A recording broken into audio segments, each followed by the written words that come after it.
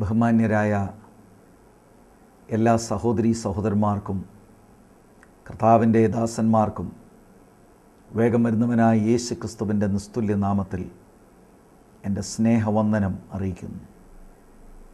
അപ്പോസ്തല പ്രവൃത്തികളുടെ ഈ ബൈബിൾ സ്റ്റഡിയിലേക്ക് നിങ്ങൾക്കെല്ലാവർക്കും സ്വാഗതം.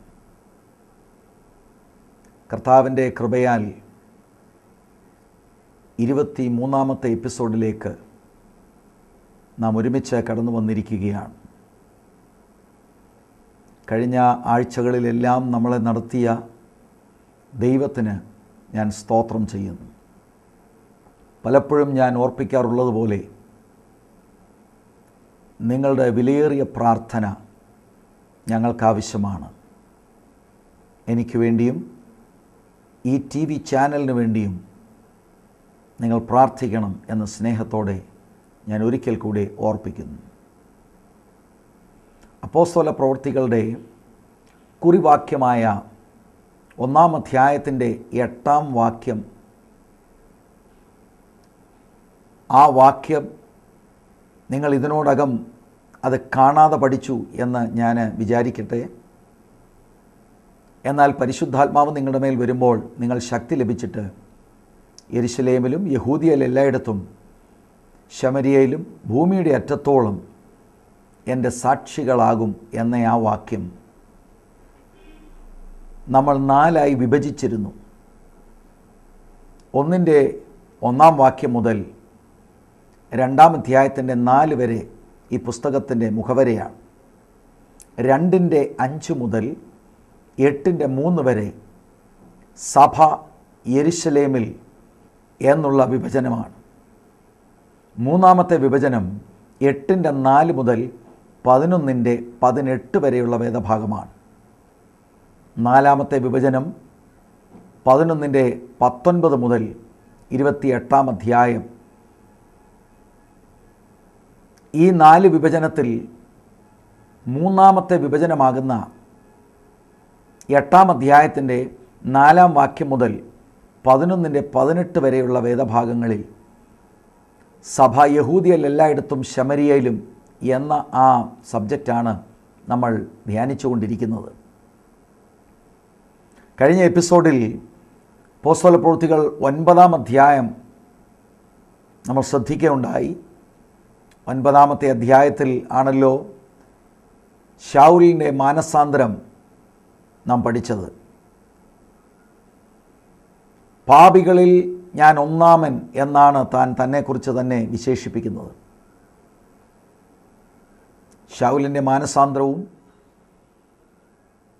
താൻ യെരുശലേമിൽ നിന്ന് ദമസ്കസിലേക്ക് പോയി അവിടെ വെച്ച് തനിക്കുണ്ടായ അനുഭവങ്ങൾ, അവിടെ നിന്ന് അറേബ്യയിലേക്ക് പോയതും അറേബ്യയിൽ നിന്ന് മടങ്ങി ദമസ്കസിൽ വന്ന് അതിനുശേഷം താൻ യെരുശലേമിലെത്തിയതും യെരുശലേമിൽ നിന്ന് തർസോസിലേക്ക് പോകുന്ന ആ ഭാഗങ്ങളൊക്കെയാണ് നമ്മൾ ശ്രദ്ധിക്കുകയുണ്ടായത്. ഏറ്റവും വലിയ പാപിയെയും സുവിശേഷത്തിന് വിടുവിക്കാൻ കഴിയും, കർത്താവിനെ രക്ഷിക്കാൻ കഴിയും എന്ന ആശയം ആ അധ്യായത്തിൽ നമ്മൾ ചിന്തിക്കുകയുണ്ടായി. ഇന്ന് നമ്മൾ ധ്യാനിക്കാൻ പോകുന്ന 10-ാം അധ്യായത്തിലെ ഒരു പ്രധാന ആശയം, നല്ലവർ എന്ന് നാം വിശേഷിപ്പിക്കുന്ന ആളുകൾക്കും രക്ഷ ആവശ്യമാണ്. ഏറ്റവും വലിയ പാപിക്കും രക്ഷ ആവശ്യമാണ്. നല്ലവരായി ജീവിക്കുന്നവർക്കും യേശുക്രിസ്തുവിലൂടെയുള്ള രക്ഷ ആവശ്യമാണ് എന്ന് സൂചിപ്പിക്കുന്ന ഒരധ്യായമാണ് 10-ാമത്തെ അധ്യായം. 10-ാമത്തെ അധ്യായത്തിലെ പ്രധാനപ്പെട്ട വിഷയം, സുവിശേഷം ആദ്യമായി ജാതികളിലേക്ക് നീങ്ങുന്നത് നമുക്ക് കാണുവാൻ കഴിയും. കൊർന്നലിയോസ് എന്ന് പറയുന്ന ഒരു പട്ടാളക്കാരൻ്റെ മാനസാന്തരവും രക്ഷയുമാണ് പ്രധാനമായി ഈ 10-ാം അധ്യായത്തിൽ സൂചിപ്പിച്ചിരിക്കുന്നത്. കർത്താവ് തന്നെ ശുശ്രൂഷിക്കുവാൻ അപ്പോസ്തലനായ പത്രോസിനെയാണ് നിയോഗിക്കുന്നത്. ഈ ചരിത്രം അപ്പോസ്തല പ്രവൃത്തികളിൽ ലൂക്കോസ് വളരെയധികം ഇമ്പോർട്ടൻസ് കൊടുത്തിട്ടുണ്ട്. 10-ാം അധ്യായം, 11-ാം അധ്യായത്തിലെ ചില ഭാഗങ്ങൾ, 15-ാം അധ്യായത്തിലെ ചില ഭാഗങ്ങളിലൊക്കെ ഈ വിഷയം ലൂക്കോസ് സൂചിപ്പിച്ചിട്ടുണ്ട്.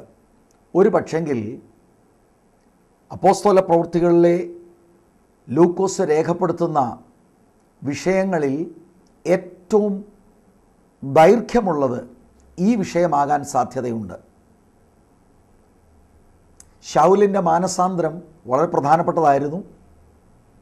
9-ാം അധ്യായം, 22-ാം അധ്യായം, 26-ാം അധ്യായം, ഇവിടെ എല്ലായിടത്തും ശൗലിൻ്റെ മാനസാന്തരത്തിൻ്റെ സൂചനകളുണ്ട്. അതുപോലെ തന്നെ 6-ാം അധ്യായം, 7-ാം അധ്യായത്തിൽ സ്തേഫാനോസിൻ്റെ ശുശ്രൂഷയും തെരഞ്ഞെടുപ്പിനെക്കുറിച്ചുമൊക്കെ നമുക്ക് മനസ്സിലാക്കുവാൻ കഴിയും.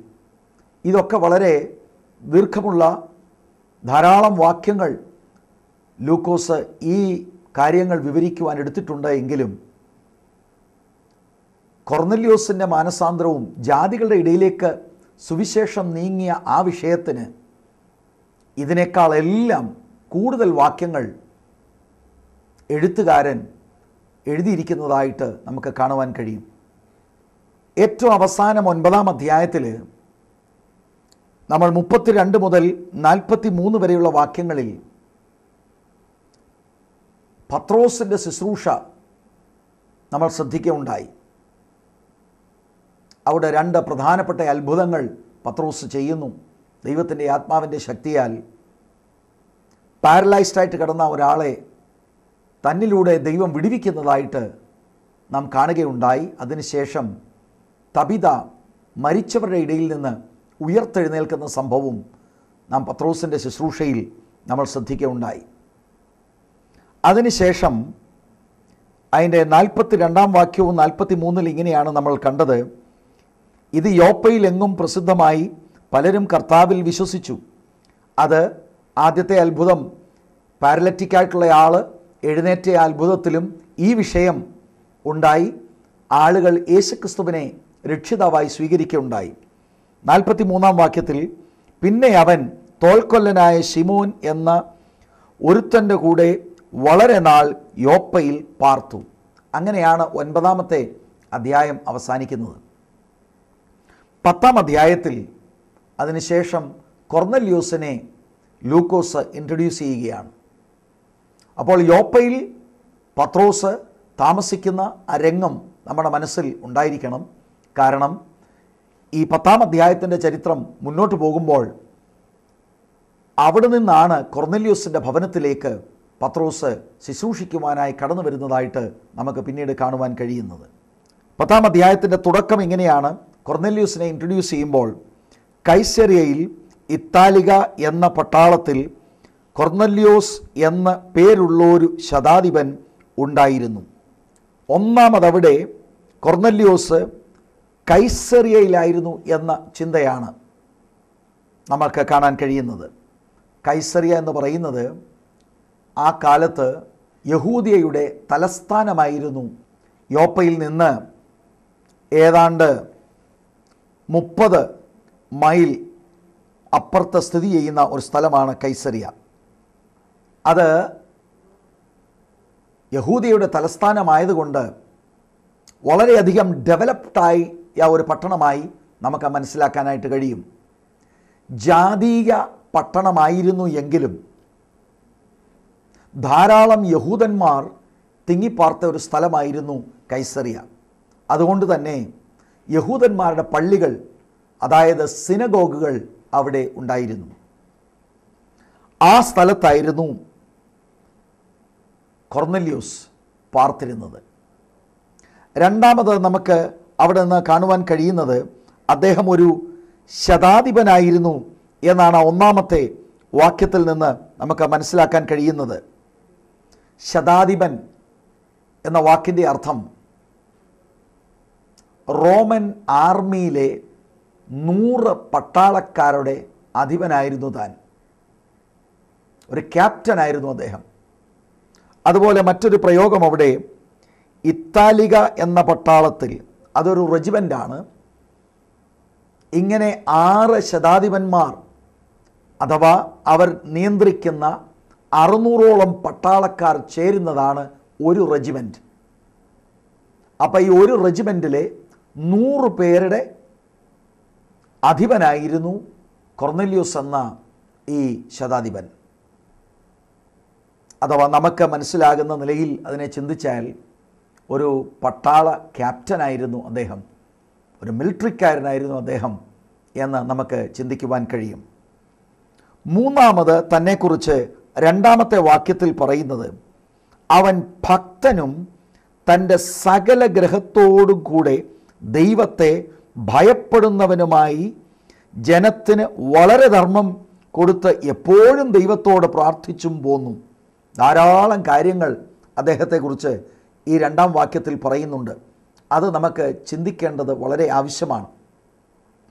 ഞാൻ മുഖവരയിൽ സൂചിപ്പിച്ചതുപോലെ 9-ാം അധ്യായത്തിൻ്റെ പ്രധാന വിഷയം ഏറ്റവും വലിയ പാപിയായിരുന്ന ദൈവസഭയ്ക്കെതിരെ ഉപദ്രവം അഴിച്ചുവിട്ട ശൗലിൻ്റെ മാനസാന്തരമാണ് 9-ാമത്തെ അധ്യായത്തിൽ നമ്മൾ പ്രധാനമായി കണ്ടത്. എന്നാൽ 10-ാം അധ്യായത്തിൽ ലൂക്കോസ് ഇൻട്രൊഡ്യൂസ് ചെയ്യുന്നത് വളരെ നല്ല മനുഷ്യനെയാണ്, മാന്യനായ മനുഷ്യനെയാണ്. കൊർന്നേലിയോസ് ഒരു പട്ടാളക്കാരനാണ് എങ്കിലും അദ്ദേഹം വളരെ ഭക്തനായൊരു മനുഷ്യനാണ്.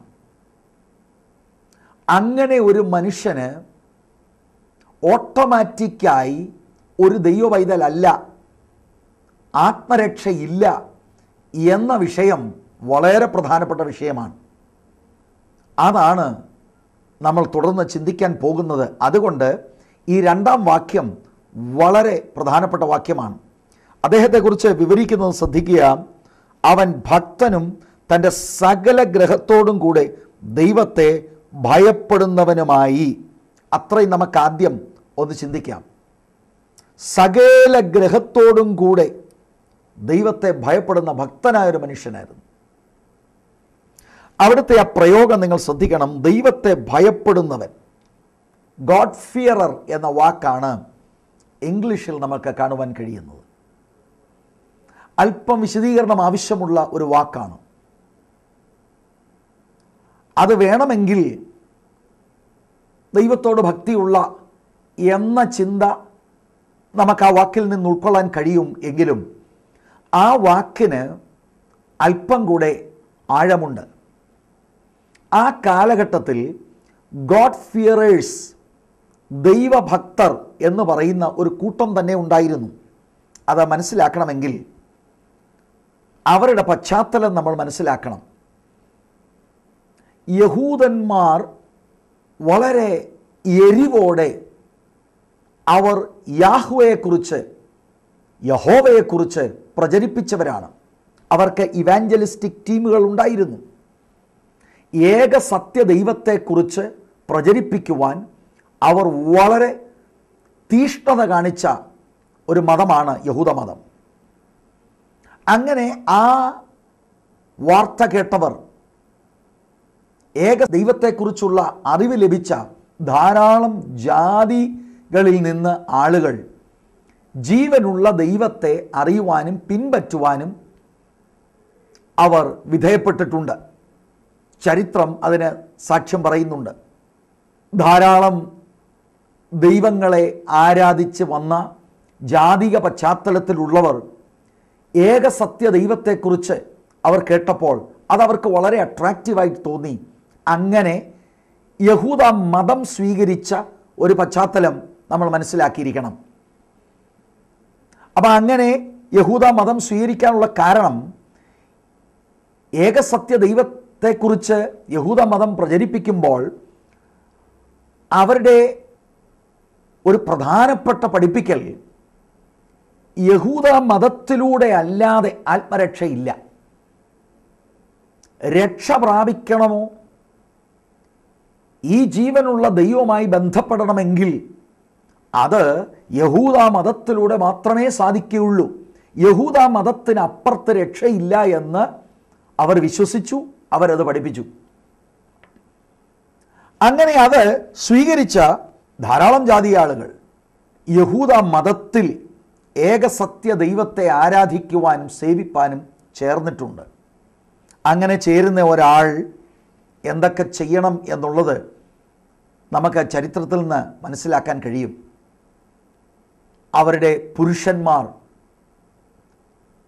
പരിച്ഛേദന ഏൽക്കണം, യഹൂദ മതത്തിലേക്ക് ചേരുവാൻ സ്നാനമേൽക്കണം. അതുപോലെ യെരുശലേം ദേവാലയം ഉള്ള കാലം അവർ യാഗങ്ങളിലെല്ലാം സജീവമായി അവർ പാർട്ടിസിപ്പേറ്റ് ചെയ്യണം. ഇങ്ങനെയൊക്കെ ഒരുപാട് നിയമങ്ങൾ ധാരാളം ജാതീയ ആളുകൾ സ്വീകരിച്ച് യഹൂദ മതം സ്വീകരിച്ചിരുന്നു. അങ്ങനെ യഹൂദ മതം സ്വീകരിച്ചു കഴിഞ്ഞാൽ അവരെ യഹൂദനായി തന്നെ ട്രീറ്റ് ചെയ്തിരുന്നു. എങ്കിലും പലരും ജാതീയ ആളുകൾ ഇതിനകത്ത് നിന്ന് പല ആളുകളും ഏകസത്യ ദൈവത്തെക്കുറിച്ച് അറിഞ്ഞിട്ട് യഹൂദ മതം നല്ലതാണ് എന്ന് മനസ്സിലാക്കിയിട്ടും പൂർണ്ണമായി ചേരാതെ അവരവരുടെ ഐഡൻറ്റിറ്റികൾ പിന്നെയും പുലർത്തിയിരുന്ന ജാതീയ ആളുകൾ ഉണ്ടായിരുന്നു. ഏകസത്യ ദൈവത്തെ അവരറിയുകയും തങ്ങളാൽ ആവോളം ന്യായപ്രമാണം അനുസരിക്കുവാൻ അവർ ശ്രമിക്കുകയും ചെയ്തു. ന്യായപ്രമാണത്തിൽ പറഞ്ഞിരിക്കുന്ന ആഹാരത്തിൻ്റെ ക്രമീകരണങ്ങളും ഒക്കെ അവർ പാലിക്കുവാൻ ശ്രമിച്ചിരുന്നു. എങ്കിലും സ്നാനമോ മറ്റ് കാര്യങ്ങളൊക്കെ ചെയ്ത് പൂർണ്ണമായി യഹൂദ മതം സ്വീകരിക്കാതെ അവർ വേറിട്ട് നിന്ന ഒരു ഗ്രൂപ്പുണ്ട്. അവരെയാണ് ദൈവഭക്തർ എന്ന് ആ കാലഘട്ടത്തിൽ അറിഞ്ഞത്. അപ്പോൾ അവർ പൂർണ്ണമായും യഹൂദ മതം അവരെ സ്വീകരിച്ചിട്ടില്ല. അവരിപ്പോഴും ജാതീയ ആളുകളാണ്, എങ്കിലും അനുഭാവികളാണ്. അതുകൊണ്ട് സിനഗോഗുകളിൽ ആരാധനയ്ക്ക് വരുമ്പോൾ പ്രധാന ആരാധന സ്ഥലത്ത് അവരെ കയറ്റുകയില്ല. അവർക്കൊരു പ്രത്യേകം സ്ഥലം യഹൂദന്മാർ വേറിട്ട് കൊടുത്തിരുന്നു. അങ്ങനെയുള്ള ഒരു ഗ്രൂപ്പ് ആ കാലഘട്ടത്തിൽ ഉണ്ടായിരുന്നു. അവരാണ് ഗോഡ് ഫിയറേഴ്സ് അല്ലെങ്കിൽ ദൈവഭക്തർ. ആ സൂചനയാണ് നമ്മൾ ഇവിടെ കൊർന്നല്യോസിനോടുള്ള ബന്ധത്തിൽ കാണുന്നത്. ദൈവത്തെ ഭയപ്പെടുന്നവൻ. കുടുംബമായി ജീവനുള്ള ദൈവത്തെക്കുറിച്ചുള്ള വെളിപ്പാട് തനിക്കുണ്ടായിരുന്നു. മോണോഥിസ്റ്റായിരുന്നു. തൻ്റെ ജാതികമായുള്ള ആരാധന ക്രമീകരണങ്ങൾ വിട്ട് യഹൂദന്മാർ പ്രചരിപ്പിക്കുന്ന ജീവനുള്ള ദൈവത്തെ മനസ്സിലാക്കിയ ഒരു മനുഷ്യനാണ് കൊർന്നല്യോസ്. എങ്കിലും പൂർണ്ണമായി യഹൂദ മതത്തിലെ ആചാരങ്ങളെല്ലാം താൻ സ്വീകരിക്കാതെ താൻ മുന്നോട്ട് പോയ ഒരു ഭക്തനായ മനുഷ്യനാണ്. ജാതിക പശ്ചാത്തലത്തിൽ നിന്ന് അങ്ങനെയുള്ളവർ പൂർണ്ണമായി യഹൂദ മതം സ്വീകരിക്കാത്തതിൻ്റെ കാരണം, അങ്ങനെ സ്വീകരിച്ച് യഹൂദ മതം സ്വീകരിച്ചാൽ അവരുടെ റൂട്ടുകൾ അല്ലെങ്കിൽ ബന്ധുമിത്രാദികളിൽ നിന്ന് ഒക്കെ അവർ വേർപെടേണ്ടതായിട്ട് വരും. അതുകൊണ്ട് തന്നെ അവർ അങ്ങനെയുള്ള കാർമ്മികമായുള്ള ശുശ്രൂഷകൾ കൈക്കൊള്ളാതെ അവരവരുടെ ഐഡൻറ്റിറ്റികൾ വെച്ച് പുലർത്തിയിരുന്നു. ഒരു പക്ഷെങ്കിൽ കൊർന്നല്യോസ് അങ്ങനെ ഒരു മനുഷ്യനാവാൻ സാധ്യത ഉണ്ട്. അപ്പോൾ ദൈവഭക്തനായ മനുഷ്യനാണ്, ജീവനുള്ള ദൈവത്തെ താൻ അറിഞ്ഞവനാണ്. എന്നാൽ പൂർണ്ണമായി യഹൂദ മതം സ്വീകരിക്കാത്ത ഒരു മനുഷ്യനായിരുന്നു കൊർന്നല്യോസ്.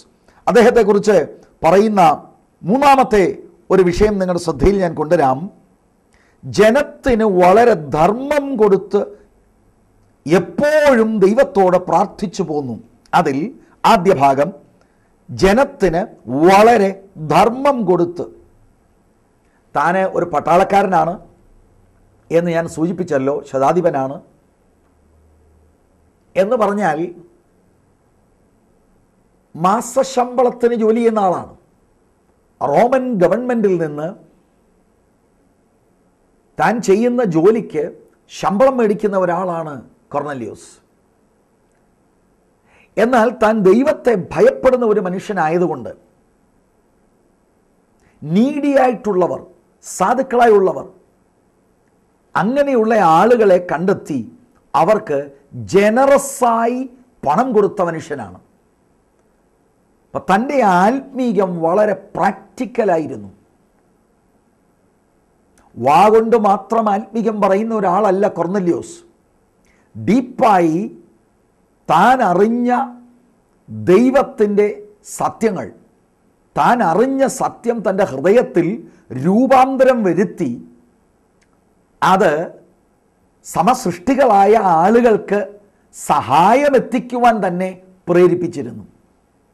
അങ്ങനെ ഒരു നല്ല മനുഷ്യനാണ്. ഇവിടെ നമ്മൾ ഈ പട്ടാളക്കാരൻ്റെ ഹൃദയത്തെ കാണണം. ഈ പട്ടാളക്കാരൻ വളരെ കമ്പാഷനുള്ള മനുഷ്യനായിരുന്നു. തനിക്കും തൻ്റെ കുടുംബത്തിനും വേണ്ടി മാത്രം തനിക്ക് കിട്ടുന്ന സാമ്പത്തിക നന്മകൾ ഉപയോഗിക്കാതെ, സെൽഫിഷായി താൻ അത് ഉപയോഗിക്കാതെ, മറ്റുള്ളവർക്ക് ജനറസായി താൻ സാമ്പത്തിക നന്മ എത്തിച്ചിരുന്നു. അടുത്തതായിട്ട് തന്നെക്കുറിച്ച് അവിടെ കാണുന്നത്, എപ്പോഴും ദൈവത്തോട് പ്രാർത്ഥിച്ചും പോന്നു. തനിക്ക് കിട്ടിയ വെളിപ്പാടനുസരിച്ച് താൻ അറിഞ്ഞ ഏക സത്യ ദൈവമാകുന്ന യഹോവയോട് എപ്പോഴും പ്രാർത്ഥിച്ചു പോകുന്നു. നമുക്കറിയാം, ജോലിത്തിരക്കുള്ള ഒരു മനുഷ്യനാണ് എങ്കിലും കൃത്യമായി പ്രാർത്ഥിക്കാൻ സമയമെടുത്ത ഒരു വ്യക്തിയാണ് കൊർന്നല്യോസ്. നോക്കൂ, അദ്ദേഹം ഒരു ജാതിക മനുഷ്യനാണ് എങ്കിലും ഭാഗികമായി തനിക്കൊരറിവുണ്ട്. ഏക സത്യ ദൈവം ഉണ്ട് എന്ന് തനിക്കറിവുണ്ട്. തനിക്ക് ലഭിച്ച വെളിപ്പാടനുസരിച്ച് ആ ദൈവവുമായി ബന്ധപ്പെടുവാൻ, സംസാരിക്കുവാനും ആ ദൈവത്തിൻ്റെ ഇഷ്ടമനുസരിച്ച് അത് ജീവിതത്തിൽ പ്രായോഗികമാക്കുവാനും തന്നാൽ ആവോളം ശ്രമിച്ച ഒരു മനുഷ്യനാണ് കൊർന്നല്യോസ്. ഒരു നല്ല മനുഷ്യനാണ് കൊർന്നല്യോസ്. താൻ ദൈവത്തെ അറിയുന്നത് രോഗസൗഖ്യത്തിന് വേണ്ടിയല്ല. താൻ ദൈവത്തെ അറിയുന്നത് കടഭാരം മാറുവാനുമല്ല. ജോലിയുള്ളൊരു മനുഷ്യനാണ്. തനിക്ക് ശാരീരികമായുള്ള പ്രശ്നങ്ങളൊന്നുമില്ല. പട്ടാളക്കാരനാണ്, ആരോഗ്യമുള്ള മനുഷ്യനാണ്. തൻ്റെ ഹൃദയത്തിൽ താനൊരു സത്യാന്വേഷിയായതുകൊണ്ട് ജീവനുള്ള ദൈവത്തെ അറിയണമെന്ന് വളരെയധികം വാഞ്ചയുള്ള മനുഷ്യനായിരുന്നു. അങ്ങനെ എപ്പോഴും പ്രാർത്ഥിക്കുന്ന മനുഷ്യൻ, ഒരു നല്ല പട്ടാളക്കാരൻ, നല്ല ആത്മീയമായ അനുഭവമുള്ള ഒരു പട്ടാളക്കാരൻ, ദൈവത്തെ കൂടുതൽ അറിയുവാൻ ആഗ്രഹിച്ച ഒരു പട്ടാളക്കാരൻ. അങ്ങനെ ഒരു മനുഷ്യനായിരുന്നു കൊർന്നല്യോസ്. എന്നിട്ട് ദൈവത്തിൻ്റെ വചനം പറയുന്നത്, കൊർന്നല്യോസിൻ്റെ ഈ പ്രാർത്ഥനയും ഈ താൻ കൊടുത്ത ധർമ്മവും ദൈവസന്നിധിയിൽ അതെത്തിയെന്നാണ്. നോക്കൂ, ആ 4-ാമത്തെ വാക്യം, അവൻ അവനെ ഉറ്റുനോക്കി ഭയപരവശനായി, എന്താകുന്നു കർത്താവേ എന്ന് ചോദിച്ചു. അവൻ അവനോട്, നിന്റെ പ്രാർത്ഥനയും ധർമ്മവും ദൈവത്തിൻ്റെ മുൻപിൽ എത്തിയിരിക്കുന്നു. അഥവാ God took notice of it. അത് നിമിത്തം തനിക്ക് ആത്മരക്ഷ ഉണ്ടായി എന്നല്ല അതിൻ്റെ അർത്ഥം. താൻ നിഷ്കളങ്ക ഹൃദയത്തോടെ ചെയ്ത, പരമാർത്ഥ ഹൃദയത്തോടെ ചെയ്ത ആ ദാനധർമ്മവും തൻ്റെ ഹൃദയം ദൈവസന്നിധിയിൽ പകർന്നതും, ഹൃദയങ്ങളെ കാണുന്ന ദൈവം അത് കണ്ടു. അത് ദൈവസന്നിധിയിൽ ഒരു മെമ്മോറിയലായി ദൈവം ആ കാര്യത്തെ നോട്ട് ചെയ്തു എന്നാണ് ആ വാക്കുകളുടെ അർത്ഥം. അങ്ങനെ ദൈവം ഒരു ദൂതനെ തൻ്റെ അടുക്കലേക്ക് അയക്കുകയാണ്. 3-ാം വാക്യം ശ്രദ്ധിക്കണം. അവൻ പകൽ ഏകദേശം 9 മണി നേരത്ത് ഒരു ദർശനത്തിൽ ഒരു ദൈവദൂതൻ തൻ്റെ അടുക്കൽ അകത്ത് വരുന്നത് സ്പഷ്ടമായി കണ്ടു. കൊർന്നല്യോസേ എന്ന് തന്നോട് പറയുന്നതും കേട്ടു. പ്രാർത്ഥിക്കുന്ന മനുഷ്യനാണ്. പ്രാർത്ഥിക്കുന്ന മനുഷ്യൻ ഒരു ദർശനം കാണുകയാണ്. അപ്പോൾ ജാതിക മനുഷ്യനായ കൊർന്നല്യോസ്, തനിക്ക് ഒരുപാട് ആത്മീയ അനുഭവങ്ങൾ ഉണ്ടായിരുന്നു. അങ്ങനെ വളരെയധികം പ്രാർത്ഥിക്കുന്ന ഈ മനുഷ്യൻ, ദൈവം ഒരു ദർശനം കൊടുക്കുന്നു. ദർശനത്തിൽ താൻ കാണുന്നത് ഒരു ദൂതൻ തൻ്റെ അടുക്കൽ വന്ന് തന്നോട് സംസാരിക്കുന്നതാണ്. ദൂതന്മാരുടെ മിനിസ്ട്രിയെക്കുറിച്ച് തിരുവെഴുത്തിൽ ധാരാളം കാര്യങ്ങൾ പറയുന്നുണ്ട്.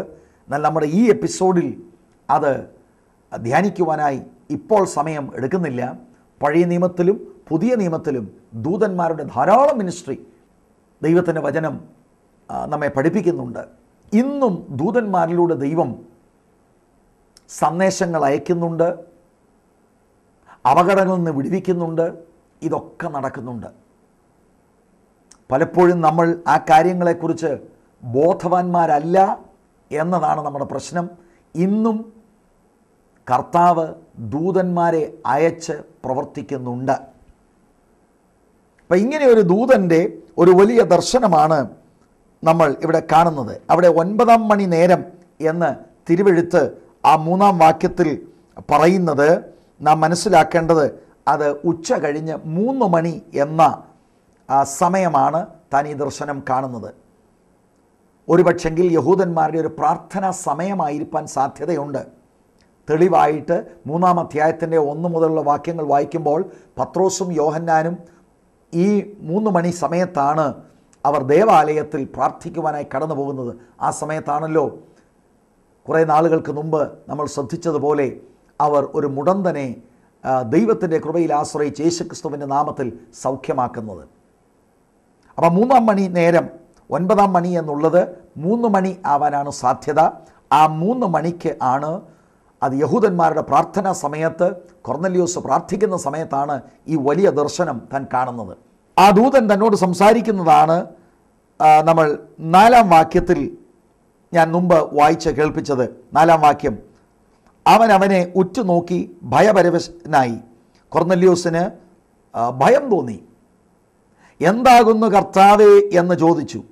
ദൂതൻ അവനോട്, നിന്റെ പ്രാർത്ഥനയും ധർമ്മവും ദൈവത്തിന് മുൻപിൽ എത്തിയിരിക്കുന്നു. ഇപ്പോൾ യോപ്പയിലേക്ക് ആളയച്ച് പത്രോസ് എന്ന് മറുപേരുള്ള ശിമോനെ വരുത്തുക. ഇവിടെ ദൈവമക്കൾ വളരെ ശ്രദ്ധിക്കേണ്ട വിഷയമുണ്ട്. ദൂതൻ ഇറങ്ങുന്നത് പ്രാർത്ഥനയുടെ മറുപടിയായി ദൈവം ദൂതനെ അയക്കുകയാണ്. അങ്ങനെയാണെങ്കിൽ കൊർന്നല്യോസ് എന്തായിരിക്കാൻ പ്രാർത്ഥിച്ചത് എന്ന് നമുക്ക് ചിന്തിക്കുവാൻ കഴിയും. 5-ാം വാക്യം ഞാൻ ഒരിക്കൽ കൂടി നിങ്ങളുടെ ശ്രദ്ധയിൽ കൊണ്ടുവരാം.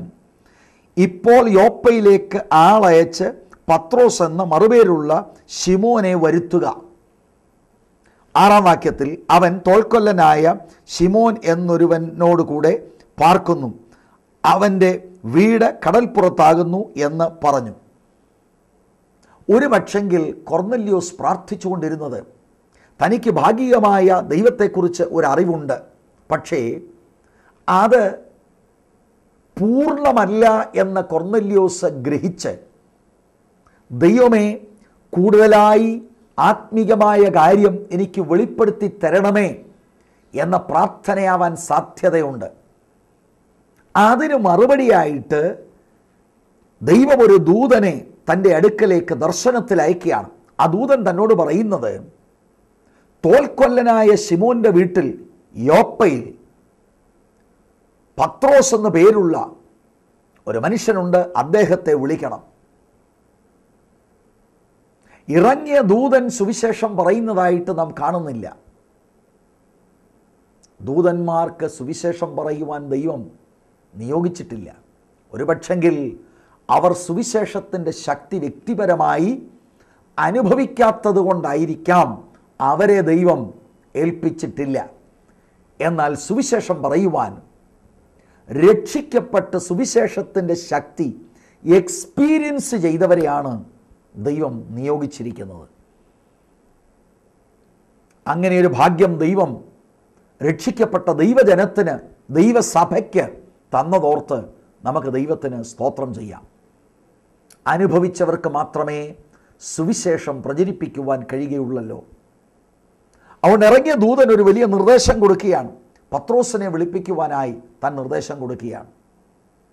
അവിടെ ഒരു ആശയം ഞാൻ നിങ്ങളുടെ ശ്രദ്ധയിൽ കൊണ്ടുവരാം.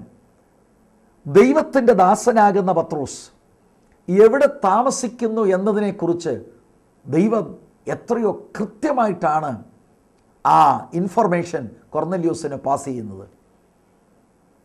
ദൈവത്തിൻ്റെ പ്രിയ മക്കൾ എവിടെ താമസിക്കുന്നുവെന്ന് അറിയുന്ന ഒരു ദൈവമുണ്ട്. കൃത്യമായി നമ്മുടെ അഡ്രസ്സ് അറിയാവുന്ന, നമ്മളെക്കുറിച്ച് വിചാരപ്പെടുന്ന ഒരു ദൈവം ഉണ്ട്. പത്രോസിൻ്റെ ഭാഗത്ത് നിന്ന് ചിന്തിച്ചാൽ ശുശ്രൂഷയുടെ വഴി തുറക്കുന്നത് ദൈവമാണ്. കൊർന്നല്യോസ് ആത്മീയ ദാഹമുള്ള മനുഷ്യനായിരുന്നു. അദ്ദേഹം കാണുന്ന ദർശനത്തിൽ ദൂതൻ ഇറങ്ങി നിർദ്ദേശം കൊടുക്കുകയാണ് പത്രോസിനെ വിളിപ്പിക്കാൻ. പത്രോസ് യോപ്പയിൽ കുറേ നാൾ തോൽക്കൊല്ലനായ ശിമോൻ്റെ വീട്ടിൽ പാർക്കുകയാണ്. അവിടെ നിന്ന് അടുത്ത മിനിസ്ട്രിയുടെ വഴി തുറക്കുവാൻ ദൈവം കൊർന്നല്യോസിൻ്റെ വീട്ടിലേക്ക് ഒരു ക്ഷണം അയക്കുകയാണ്. ശുശ്രൂഷയ്ക്ക് വേണ്ടി നമ്മളല്ല വഴികൾ ഒരുക്കുന്നത്, സർവശക്തനായ ദൈവമാണ്. അതാത് സമയങ്ങളിൽ ദൈവം ആഗ്രഹിക്കുന്നത് പോലെ നീങ്ങുവാൻ തയ്യാറായാൽ തക്ക സമയത്ത് വഴികൾ തുറന്ന് ദൈവം ചില ഇടങ്ങളിലേക്ക് നമ്മൾ ഈ തിരുവെഴുത്ത് കാണുന്നത് പോലെ തന്നെ അയക്കുവാൻ വിശ്വസ്തനാണ്. കുറേ നാൾ യോപ്പയിൽ പാർത്തു, താൻ അസ്വസ്ഥനായില്ല. അടുത്ത ദൈവിക നിയോഗത്തിന് വേണ്ടി പത്രോസ് കാത്തിരിക്കുകയാണ്. അപ്പോഴാണ് കൈസറിയയിൽ കൊർന്നല്യോസിന് തൻ്റെ അഡ്രസ്സ് ദൈവം വെളിപ്പെടുത്തി കൊടുക്കുന്നത്. ദൈവദാസീദാസന്മാർ ഇതുപോലെ ദൈവസന്നിധിയിൽ കാത്തിരുന്നെങ്കിൽ നമ്മെ ഓരോരുത്തരെയും തേടി ആളുകൾ വരത്തക്കവണ്ണം ദൈവത്തിൻ്റെ നിയോഗങ്ങൾ ചിലരുടെ മേൽ അയക്കുവാൻ ദൈവം വിശ്വസ്തനാണ്. ദൈവം അയക്കാതെ ഒരു സ്ഥലത്ത് പോയിട്ട് അർത്ഥമില്ല. എന്തെങ്കിലും ദൈവത്തിന് വേണ്ടി ആവേശത്തോടെ ചെയ്യുക എന്നുള്ളതല്ല പാറ്റേൺ. ആവേശം നമുക്ക് ആവശ്യമാണ്, പക്ഷേ ദൈവം ആഗ്രഹിക്കുന്ന ഇടത്ത് ചെന്നെത്തുക എന്നുള്ളതാണ് ഏറ്റവും പ്രധാനപ്പെട്ട വിഷയം. പത്രോസ് പേഷ്യൻ്റായിട്ട് യോപ്പയിൽ കാത്തിരിക്കുകയാണ്. അവിടേക്ക് കൊർന്നല്യോസ് ആളിനെ അയച്ച് പത്രോസിനെ തൻ്റെ വീട്ടിലേക്ക് ക്ഷണിക്കുകയാണ്. ശുശ്രൂഷയുടെ മുഖത്തിരിക്കുന്ന ദൈവദാസീദാസന്മാരോട് എനിക്ക് പറയുവാൻ നിയോഗമുള്ളത്, വഴി അടഞ്ഞു, ശുശ്രൂഷ ഇപ്പോൾ ഇല്ല എന്ന് ചിന്തിക്കരുത്. പ്രാർത്ഥനയിൽ ഉറ്റിരിക്ക്, ദൈവവചന ധ്യാനത്തിൽ ഉറ്റിരിക്ക്. വഴികൾ തുറക്കുന്നത് ദൈവമാണ്. കൃത്യസമയത്ത് തക്കയിടത്ത് താങ്കളെ അയച്ച് കർത്താവ് മഹത്വമെടുക്കുവാൻ ദൈവം വിശ്വസ്തനാണ്. ഇറങ്ങിയ ദൂതൻ സുവിശേഷം പറയുന്നില്ല, പക്ഷേ സുവിശേഷം പറയുവാനായി നിയോഗിക്കപ്പെട്ട ആളിൻ്റെ അഡ്രസ്സ് കൈമാറുകയാണ്. ഇനി ഇവിടെ നിന്നുകൊണ്ട് ഒന്ന് രണ്ട് വിഷയങ്ങളുടെ നിങ്ങളുടെ ശ്രദ്ധയിൽ ഞാൻ കൊണ്ടുവരാൻ താല്പര്യപ്പെടുകയാണ്. 11-ാം അധ്യായത്തിൻ്റെ 13-14 വാക്യങ്ങൾ ശ്രദ്ധിച്ചാൽ ഞാൻ മുമ്പ് സൂചിപ്പിച്ചതുപോലെ ഈ വിഷയം 10-ാം അധ്യായത്തിലും 11-ാം അധ്യായത്തിലും 15-ാം അധ്യായത്തിലും ചില വാക്യങ്ങൾ നമുക്ക് കാണുവാൻ കഴിയും. ഇതെല്ലാം കൂടെ ഒരുമിച്ചെടുത്തെങ്കിലേ ഈ വിഷയത്തിൻ്റെ ഒരു പൂർണ്ണമായ ഒരു രൂപം നമുക്ക് വെളിപ്പെട്ട് കിട്ടുകയുള്ളൂ. 13-ാം വാക്യം, അവൻ തൻ്റെ വീട്ടിലൊരു ദൂതൻ നിൽക്കുന്നത് കണ്ടു എന്നും നീ യോപ്പയിലേക്ക് ആളയച്ച് പത്രോസ് എന്ന മറുപേരുള്ള ശിമോനെ വരുത്തുക. 14-ാം വാക്യം ശ്രദ്ധിക്കുക, നീയും നിൻ്റെ ഗ്രഹം മുഴുവനും രക്ഷിക്കപ്പെടുവാനുള്ള വാക്കുകളെ അവൻ നിന്നോട് സംസാരിക്കും എന്ന് ദൂതൻ പറഞ്ഞു എന്നും ഞങ്ങളോട് അറിയിച്ചു. ഇത് പത്രോസിൻ്റെ വാക്കുകളാണ്. കൊർന്നല്യോസ് പത്രോസിനോട് പറഞ്ഞ കാര്യങ്ങളാണ് പത്രോസ് ഇവിടെ യഹൂദന്മാരുമായി ഷെയർ ചെയ്യുന്നത്. അപ്പോൾ അവിടുത്തെ ആ 14-ാം വാക്യം വളരെ ശ്രദ്ധേയമാണ്. ദൂതൻ ഇറങ്ങി പറയുന്ന ആ വാക്കുകൾ എന്താണ്? നീയും നിൻ്റെ ഗ്രഹവും മുഴുവനും രക്ഷിക്കപ്പെടുവാനുള്ള വാക്കുകളെ അവൻ നിന്നോട് സംസാരിക്കും. അപ്പോൾ അതിൻ്റെ അർത്ഥം ഇത്രയും അധികം ആത്മീയമായുള്ള കാര്യങ്ങൾ ചെയ്യുന്ന കൊർന്നല്യോസ് രക്ഷിക്കപ്പെട്ടിട്ടില്ല. താൻ കൈസറിയയിലാണ്, ശതാധിപനാണ്, ദൈവഭക്തനാണ്, ദാനധർമ്മം കൊടുക്കുന്നവനാണ്, എപ്പോഴും പ്രാർത്ഥിക്കുന്നവനാണ്. പ്രാർത്ഥനയിൽ ദൈവത്തിൻ്റെ ദൂതനെ താൻ ദർശനത്തിൽ കാണുന്നു, ദൈവത്തിൻ്റെ ദൂതൻ തന്നോട് സംസാരിക്കുന്നു. ഇങ്ങനെയുള്ള ഒക്കെ അനുഭവങ്ങൾ തനിക്കുണ്ട്. എങ്കിലും വേദപുസ്തകം എത്ര ശക്തിയോടെയാണ് പറയുന്നത്, താൻ രക്ഷിക്കപ്പെട്ടിട്ടില്ല, ആത്മരക്ഷ പ്രാപിച്ചിട്ടില്ല.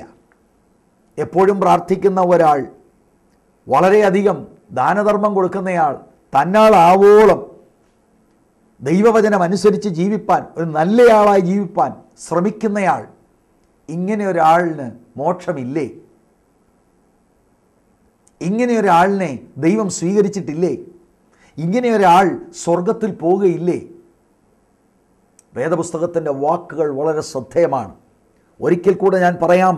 9-ാം അധ്യായത്തിൽ പാപികളിൽ ഒന്നാമനായ ശൗൽ മാനസാന്തരപ്പെട്ട് രക്ഷിക്കപ്പെടുന്നു. നമുക്കത് മനസ്സിലാക്കാം. പാപിക്ക് മോക്ഷം ആവശ്യമാണ്. പക്ഷേ ലോകപ്രകാരം ഒരു നല്ല മനുഷ്യനായ കൊർന്നല്യോസ്, അദ്ദേഹത്തിന് രക്ഷ ആവശ്യമാണോ?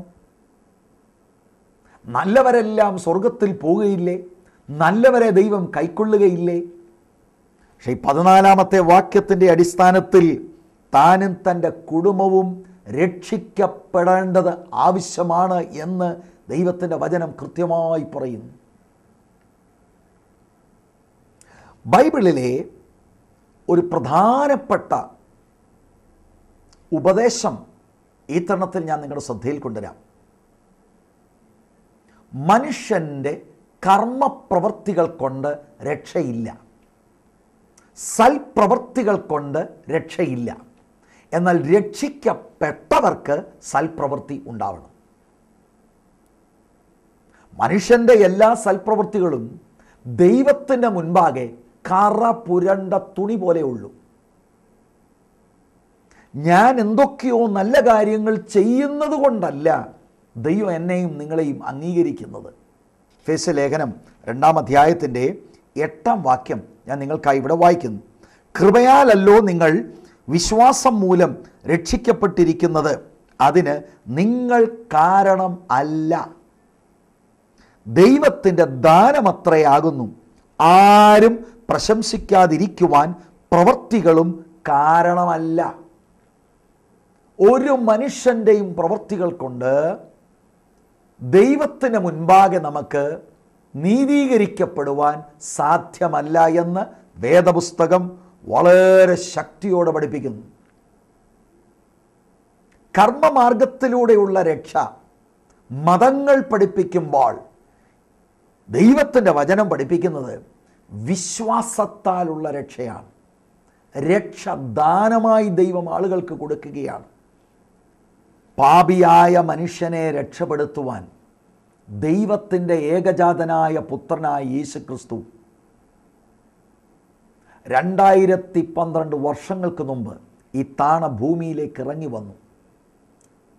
മനുഷ്യവേഷത്തിൽ ഇറങ്ങി വന്ന് പാപമില്ലാത്ത ദൈവത്തിൻ്റെ ഏകജാതനായ പുത്രൻ മനുഷ്യൻ്റെ പാപത്തെ തൻ്റെ മേൽ ചുമന്നു. ആ പാപത്തിൻ്റെ ശമ്പളമാകുന്ന മരണത്തെ താൻ കാൽവറി ക്രൂശിൽ ആസ്വദിച്ചു. പാപത്തിൻ്റെ ശമ്പളം മരണമാണ്. നമ്മൾ അനുഭവിക്കേണ്ട ശിക്ഷ കർത്താവായ യേശുക്രിസ്തു അതനുഭവിച്ചു. യേശുക്രിസ്തു താൻ ചെയ്ത രക്ഷണ്യ പ്രവൃത്തിയിൽ വിശ്വസിക്കുന്ന ഒരാൾക്ക് ആത്മരക്ഷ സൗജന്യമായി ലഭിക്കുന്നു. കൊർന്നല്യോസിന് ജീവനുള്ള ദൈവത്തെക്കുറിച്ചുള്ള ഭാഗികമായ വെളിപ്പാടുണ്ട് എങ്കിലും ദൈവം വച്ചിരിക്കുന്ന രക്ഷണ്യ പ്രവൃത്തിയെക്കുറിച്ച് അദ്ദേഹത്തിന് അറിവില്ല. ആത്മരക്ഷയ്ക്ക് ദൈവം വച്ചിരിക്കുന്ന ഏക വഴി യേശുക്രിസ്തുവാണെന്ന് തിരുവെഴുത്ത് പറയുന്നു. യേശുവിൻ്റെ വാക്കുകൾ യോഹന്നാൻ 14:6, ഞാൻ തന്നെ വഴിയും സത്യവും ജീവനുമാകുന്നു, എന്നിലൂടെ അല്ലാതെ ആർക്കും പിതാവിൻ്റെ അടുക്കൽ വരുവാൻ സാധ്യമല്ല. അപ്പോസ്തലപ്രവൃത്തി 4:12 ദൈവമക്കൾക്കറിയാം, മറ്റൊരുത്തരിലും രക്ഷയില്ല, നാം രക്ഷിക്കപ്പെടുവാൻ ആകാശത്തിൻ്റെ കീഴിൽ മനുഷ്യരുടെ ഇടയിൽ നൽകപ്പെട്ട ഏക നാമം യേശുവിൻ്റെ നാമമാണ്. ഭാഗികമായി കൊർന്നല്യോസിന് ജീവനുള്ള ദൈവത്തെക്കുറിച്ചുള്ള അറിവുണ്ട് എങ്കിലും യേശുക്രിസ്തുവിലൂടെയുള്ള രക്ഷയെക്കുറിച്ച് തനിക്ക് അറിയത്തില്ലായിരുന്നു. ആ ദൂത് ഇറങ്ങിയ ദൂതൻ പറയുന്നില്ല, താൻ ദർശനത്തിൽ കാണുന്ന ദൂതൻ അത് തന്നോട് പറയുന്നില്ല. ആ രക്ഷിക്കുന്ന ദൂത് പറയുവാൻ ദൂതൻ ആവശ്യപ്പെടുന്നത് പത്രോസിനെ വിളിപ്പിക്കണം എന്നാണ്. യേശുക്രിസ്തുവിലൂടെ മാത്രമേ മോക്ഷമുള്ളൂ, രക്ഷയുള്ളൂ എന്ന സത്യം വിശുദ്ധ വേദപുസ്തകം വളരെ ശക്തിയോടെ ഘോഷിക്കുന്നു. മറ്റൊരുത്തനിലും രക്ഷ ഇല്ല. കൊർന്നല്യോസ് നല്ല മനുഷ്യനാണ്. ഇന്ന് ഭൂമിയിലുള്ള ധാരാളം ആളുകൾ നല്ലവരായി ജീവിക്കുവാൻ ശ്രമിക്കുന്നു. നല്ലവരായതുകൊണ്ട് സർവശക്തനായ ദൈവം അവരെ അംഗീകരിക്കും എന്ന ചിന്ത ആളുകൾക്കുണ്ട്. എന്നാൽ വേദപുസ്തകം അതല്ല തരുന്നത്. ഞാൻ മറ്റൊരാളിനെ നിങ്ങളുടെ ശ്രദ്ധയിൽ കൊണ്ടുവരാം. യോഹന്നാൻ്റെ സുവിശേഷം 3-ാം അധ്യായം 1 മുതൽ വായിക്കുമ്പോൾ നിക്കോദിമോസ് എന്ന പേരുള്ള ഒരു മനുഷ്യനെ വേദപുസ്തകം പരിചയപ്പെടുത്തുന്നു. തന്നെക്കുറിച്ച് തിരുവെഴുത്ത് പറയുന്ന ആ വാക്കുകൾ ഞാൻ പെട്ടെന്ന് നിങ്ങളുടെ ശ്രദ്ധയിൽ കൊണ്ടുവരാം. എത്രയോ വലിയ മനുഷ്യനാണ് അദ്ദേഹം. പരീശന്മാരുടെ കൂട്ടത്തിൽ യഹൂദന്മാരുടെ ഒരു പ്രമാണിയായി നിക്കോദിമോസ് എന്ന പേരുള്ള ഒരു മനുഷ്യൻ ഉണ്ടായിരുന്നു. യഹൂദ മതത്തിൽപ്പെട്ടവനാണ്, മാത്രമല്ല താൻ പരീശനാണ്. എന്ന് പറഞ്ഞാൽ ആ കാലഘട്ടത്തിലെ യഹൂദ മതത്തിലെ ഏറ്റവും ആത്മീകരായി നിയമങ്ങളെല്ലാം പാലിക്കുവാൻ അവർ ശ്രമിച്ച ഒരു ഗ്രൂപ്പാണ് ഫാരിസീസ്, പരീശന്മാർ. ആ മനുഷ്യൻ യേശുവിൻ്റെ അടുക്കൽ വന്നിരിക്കുകയാണ്. 2-ാം വാക്യം പറയുന്നു, അവൻ രാത്രിയിൽ അവൻ്റെ അടുക്കൽ വന്ന് അവനോട്, റബി, നീ ദൈവത്തിൻ്റെ അടുക്കൽ നിന്ന് ഉപദേഷ്ടാവായി വന്നിരിക്കുന്നു എന്ന് ഞങ്ങൾ അറിയുന്നു. ദൈവം തന്നോടുകൂടെ ഇല്ല എങ്കിൽ നീ ചെയ്യുന്ന ഈ അടയാളങ്ങളെ ചെയ്യുവാൻ ആർക്കും കഴിയുകയില്ല എന്ന് പറഞ്ഞു. അപ്പോൾ ഇദ്ദേഹം നേരിട്ട് യേശുക്രിസ്തു ചെയ്യുന്ന അത്ഭുതങ്ങൾ കണ്ടയാളുടെയാണ്. അങ്ങനെയാണ് യേശുവിൻ്റെ അടുക്കൽ രാത്രിയിൽ വന്ന് യേശു കർത്താവിനെ അപ്രീഷിയേറ്റ് ചെയ്യുകയാണ്. നല്ല മനുഷ്യൻ, ആത്മീകനായ മനുഷ്യൻ. കുറച്ചുകൂടെ പറഞ്ഞാൽ അതിൻ്റെ 10-ാമത്തെ വാക്യം വായിച്ചാൽ യേശു അവനോട് ഉത്തരം പറഞ്ഞത്, നീ ഇസ്രായേലിൻ്റെ ഉപദേഷ്ടാവായിരുന്നിട്ടും ഇത് അറിയുന്നില്ലയോ? അപ്പോൾ ഇദ്ദേഹം ആളുകളെ ഉപദേശിക്കുന്നയാളാണ്, ന്യായപ്രമാണം അറിയാവുന്നയാളാണ്, വേദപണ്ഡിതനാണ്. അങ്ങനെയുള്ള ഒരു മനുഷ്യൻ യേശുവിൻ്റെ അടുക്കൽ വരികയാണ് രാത്രിയിൽ. ആ മനുഷ്യനോട് യേശു പറഞ്ഞ വാക്കാണ് 3-ാം വാക്യം. യേശു അവനോട്, ആമേൻ ആമേൻ, ഞാൻ നിന്നോട് പറയുന്നു, പുതുതായി ജനിച്ചില്ല എങ്കിൽ ദൈവരാജ്യം കാണുവാൻ ആർക്കും കഴിയുകയില്ല എന്ന് ഉത്തരം പറഞ്ഞു. നിക്കോദിമോസ് രക്ഷിക്കപ്പെട്ടിട്ടില്ലേ? ഒരു പരീശൻ എന്ന നിലയിൽ അദ്ദേഹം ആഴ്ചയിൽ 2 ദിവസം ഉപവസിക്കുന്നയാളാണ്. കൃത്യമായി ദശാംശം കൊടുക്കുന്നയാളാണ്. പാവപ്പെട്ടവരെ സഹായിക്കുന്ന ആളാണ്. പ്രാർത്ഥിക്കുന്ന മനുഷ്യനാണ്. ന്യായപ്രമാണത്തിലെ നല്ല ഭാഗവും കാണാതെ പറയുവാൻ പ്രാപ്തിയുള്ളവരാണ് പല പരീശന്മാരും. മാത്രമല്ല അവർക്ക് കിട്ടിയ വെളിപ്പാടുകൾ പഠിപ്പിക്കുന്നവരാണ്. ഇങ്ങനെയുള്ള മനുഷ്യനോട് പറയുകയാണ്, താങ്കൾ സ്വർഗത്തിൽ പോവില്ല, ദൈവം നിങ്ങളെ അംഗീകരിച്ചിട്ടില്ല, പുതുതായിട്ട് നിങ്ങൾ ജനിക്കണം. അഥവാ യേശു അവിടെ അർത്ഥമാക്കുന്നത് ഒരാത്മീക ജനനത്തെക്കുറിച്ചാണ്. അതിന് 5-ാം വാക്യത്തിൽ കർത്താവ് വിശദീകരിക്കുന്നുണ്ട്. അതിന് യേശു, ആമേൻ ആമേൻ, ഞാൻ നിന്നോട് പറയുന്നു, വെള്ളത്താലും ആത്മാവിനാലും ജനിച്ചില്ല എങ്കിൽ ദൈവരാജ്യത്തിൽ കടക്കുവാൻ ആർക്കും കഴിയുകയില്ല. വെള്ളത്താലും ആത്മാവിനാലുമുള്ള ജനനം, ആത്മാവ് പരിശുദ്ധാത്മാവാണെന്ന് ദൈവമക്കൾക്ക് നന്നായി അറിയാം. വെള്ളം, എഫേസ്യ ലേഖനം 5:26 ശ്രദ്ധിച്ചാൽ വെള്ളത്തെ ദൈവവചനമായി വ്യാഖ്യാനിക്കുന്നതിൽ തെറ്റില്ല. യാക്കോബിൻ്റെ ലേഖനം 1:18 1 പത്രോസ് 1:23 ചേർത്ത് നമ്മൾ പഠിച്ചാൽ കെടാത്ത ബീജമാകുന്ന ദൈവത്തിൻ്റെ വചനം, ആ വചനത്താലാണ് ആളുകൾക്ക് പുതിയ ജനന അനുഭവം, വീണ്ടും ജനന അനുഭവം ഉണ്ടാകുന്നത്. നല്ലവരായി ജീവിക്കുന്നവരെല്ലാവരും ദൈവസന്നിധിയിൽ ചേർക്കപ്പെടുന്നില്ല, ദൈവം അംഗീകരിക്കുന്നില്ല, സ്വർഗത്തിൽ അവരെത്തുന്നില്ല. പുതുതായി ജനിക്കണം. യേശുക്രിസ്തുവിലൂടെയുള്ള രക്ഷ വ്യക്തിപരമായി വിശ്വാസത്താൽ അവർ സ്വന്തമാക്കണം. അങ്ങനെയുള്ളവർ നല്ല ജീവിതം നയിക്കണം. അതിന് അർത്ഥമുണ്ട്. ഞാൻ മുൻപ് സൂചിപ്പിച്ച എഫേസ്യ ലേഖനം 2-ാം അധ്യായത്തിൻ്റെ 8ഉം 9ഉം വാക്യമാണ് ഞാൻ വായിച്ചത്. അതിൻ്റെ 10ാം വാക്യം പറയുന്നത്, നാം അവൻ്റെ കൈപ്പണിയായി സൽപ്രവൃത്തികൾക്കായി ക്രിസ്തു യേശുവിൽ സൃഷ്ടിക്കപ്പെട്ടവരാകുന്നു. സൽപ്രവൃത്തി കൊണ്ട് രക്ഷയില്ല, പക്ഷെ രക്ഷിക്കപ്പെട്ടവർ സൽപ്രവൃത്തി ചെയ്യണം. ഇത് എല്ലാവരും മനസ്സിലാക്കേണ്ട ദൂതാണ്. കൊർന്നല്യോസ് നല്ല മനുഷ്യനാണ്, അതിന് തർക്കമൊന്നുമില്ല. പക്ഷേ കൊർന്നല്യോസ് ദൈവം വെച്ച ഏക വഴിയാകുന്ന, ആത്മരക്ഷയ്ക്കുള്ള ഏക വഴിയാകുന്ന യേശുക്രിസ്തുവിലൂടെയുള്ള പാപമോചനം സ്വീകരിച്ചിട്ടില്ല.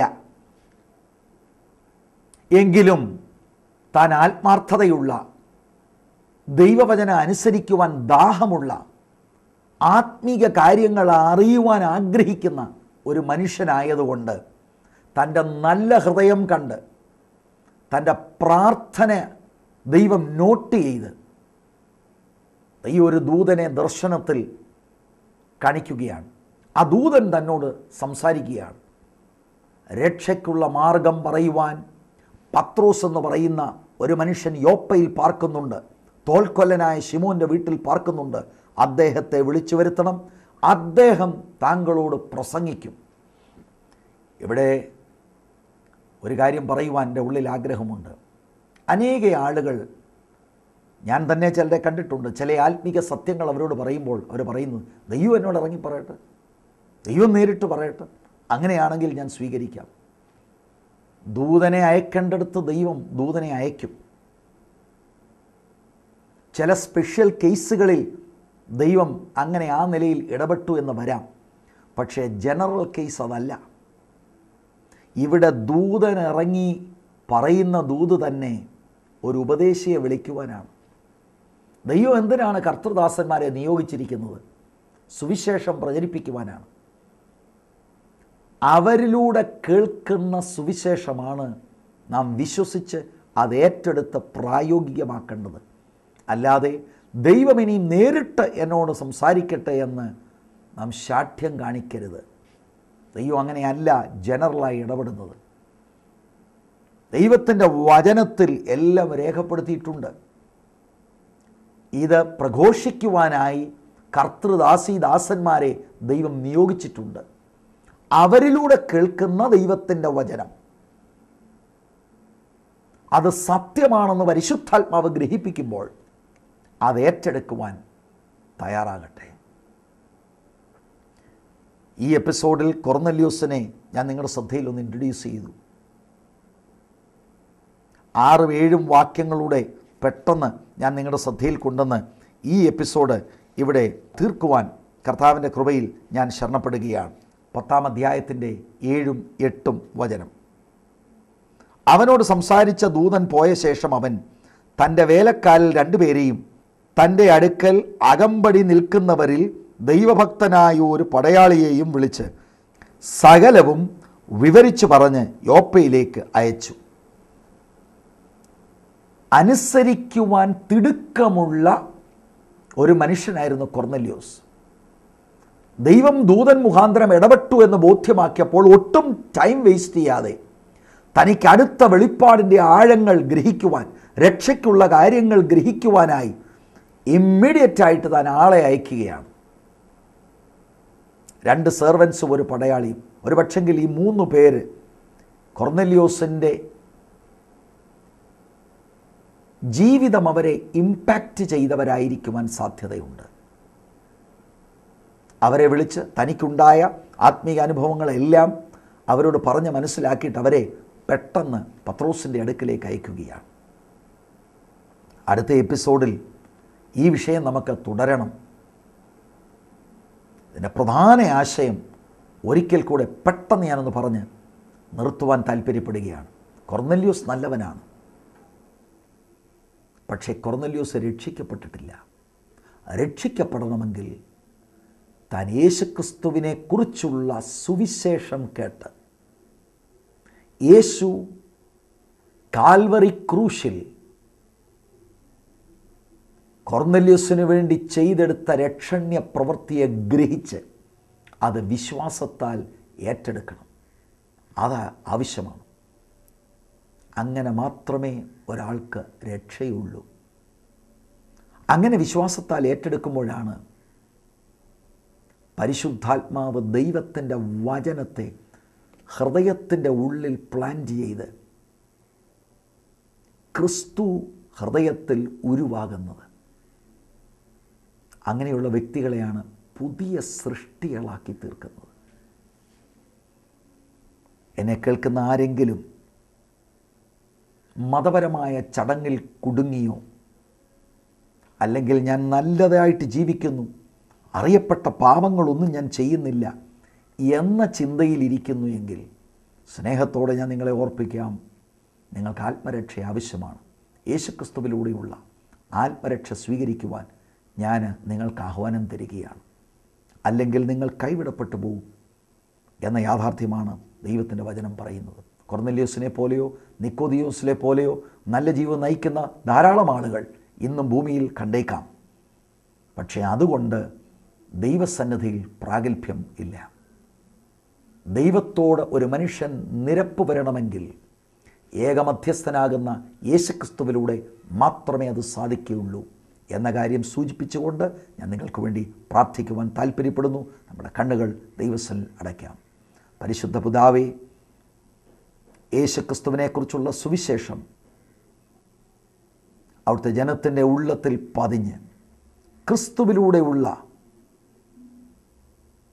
ആ രക്ഷണ്യ പ്രവൃത്തി ഏറ്റെടുക്കുവാൻ തക്കവണ്ണം കേൾവിക്കാരായ എല്ലാവരെയും കർത്താവ് സഹായിക്കണമേ എന്നടിയൻ അങ്ങയോട് പ്രാർത്ഥിക്കുന്നു. കർത്താവ് ദൈവവചനം പ്രഘോഷിക്കുവാൻ നിയോഗിച്ചവർ ആരെങ്കിലും നിരാശയോടെ ഇരിക്കുന്നെങ്കിൽ അവരുടെ അഡ്രസ്സുമായി ചിലർ വരുന്നുണ്ട് എന്നുള്ള ആഴത്തിലുള്ള ദൂത് അവരുടെ ഉള്ളിൽ പതിഞ്ഞവരെ ധൈര്യപ്പെടുത്തണമേ. കർത്താവ് എല്ലാവരെയും അനുഗ്രഹിക്കണം. യേശു കർത്താവിൻ നാമത്തിൽ തന്നെ ആമേൻ. God bless you.